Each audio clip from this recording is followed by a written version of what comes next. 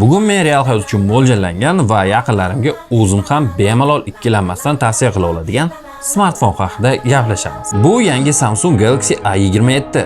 Brend uni aynan qulaylik va maksimal chidamlilikka e'tibor qaratgan holda yaratgan. Ota-onamiz yoki yaqinlarimiz yaxshi telefon topishda yordam so'rashganda eng asosiy mezon u tushunarli, ishonchli bo'lishi va 1-2 yilda almashtirishni talab qilmasligidir. Bu borada Samsung juda ham kuchli yurish qildi. Ular ushbu modelni naqd 6 yil davomida rasman qo'llab-quvvatlashga va'da berishdi.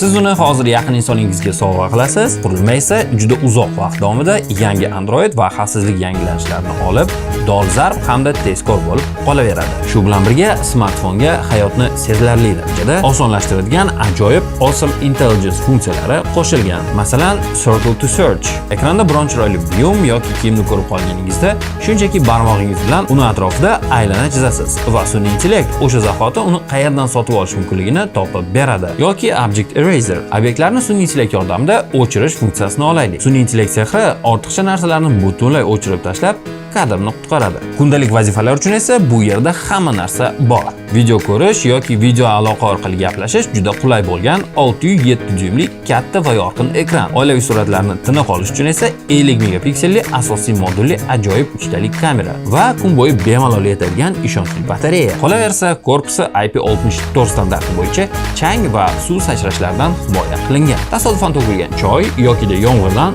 u aslo qo'rqmaydi. Xulosa qilib aytganda, Samsung har kun uchun ideal, tushunarli va uzoq xizmat qila oladigan smartfonni yarata olgan. Qisqa qilib aytganda, bu smartfon butun oila a'zolaringiz uchun juda ham ajoyib sovg'a bo'lib oladi.